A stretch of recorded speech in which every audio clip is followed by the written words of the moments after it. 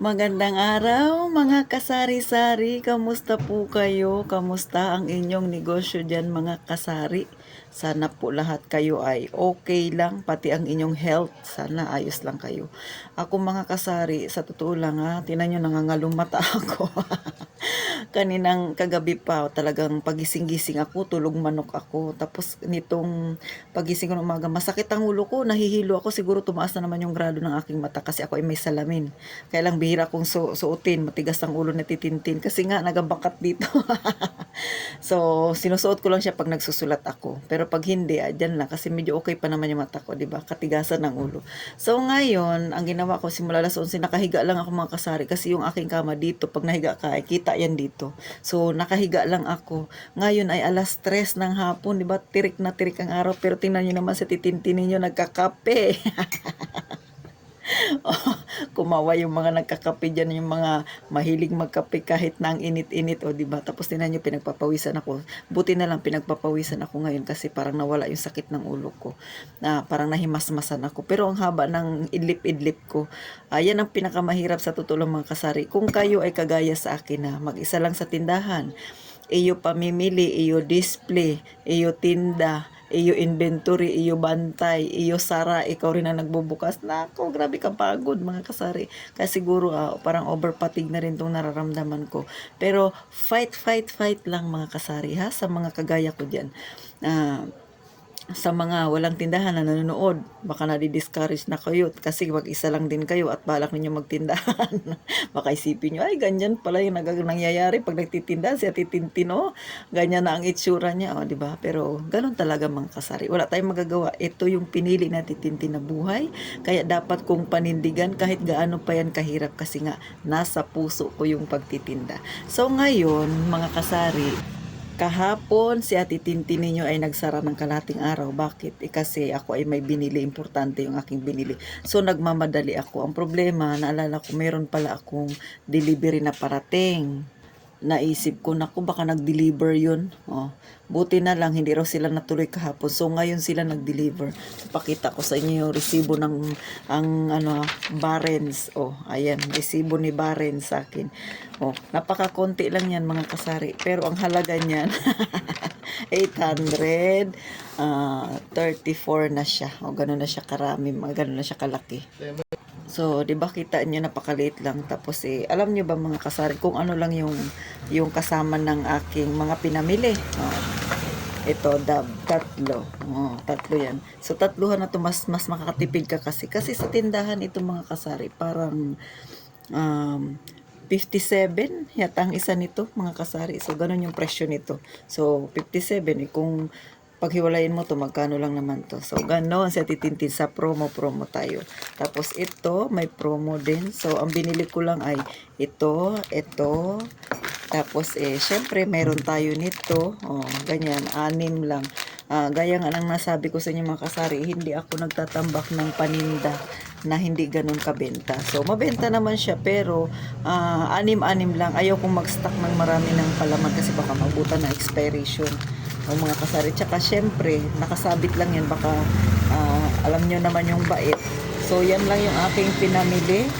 Tapos ito ano pa ba, syempre may dab din na malaki. Yan yung pinamili ko kulang-kulang 1,000 na. Tapos ito kagandahan lang kasi dineliver na sa akin mga kasari. Kaya kahit masakit ang ulo ko, ayan, may delivery pa rin akong dumating. Pero dapat kahapon yan, buti hindi sila nakapag-deliver. Tapos ito. Ito kasi mga kasari, hindi siya ganun kabenta sa akin. So, bumibili ako, 6 lang yan. Madali, may kasi to ilang buwan lang ma-expired siya. At saka malapit nga lang kasi talaga yung palengke dito sa amin, yung grocery. So, hindi ako nagtatambak. Tapos ito din, ayaw ko rin siyang ma-expired. Kaya bumibili ako tigkakalahati lang. At pumapayag naman sila. Yun ang kagandahan pagka kayo ay may ahente mga kasari. So, ganito, 6 lang nito. Ito. At saka ito, kita nyo na, yan lang yung pinamili ko. Kulang-kulang 1,000 na 834. Mga kasari, resibo ko, di ba? Konti-konti. So, ganyan na po kamahal yung bilihin dito sa amin sa Palawan. Wala tayong magagawa, ganun talaga mga kasari. Ayaw ko rin magkonsumisyon kasi katatapos ko lang magkape, kaya nga ako nagre-relax, tapos makita mo yan, pinamili ko, di ba yan lang siya. Kita niya, ikape ba ako, ayan lang, oh. Di ba mga kasari, ganyan lang siya kaliit, di ba? Pero masaya na rin sa titintin. Alam nyo, dinadaan lang natin sa ngiti kasi nga huwag tayo masyadong ma-stress. Kaya kayo, sa mga nagbabalak na magkatindahan dyan ha, mga kasari, kaya maganda yan, nanonood muna kayo. So ganyan kahirap pag kayo ay mag-isa lang sa tindahan, tapos may delivery kayong darating.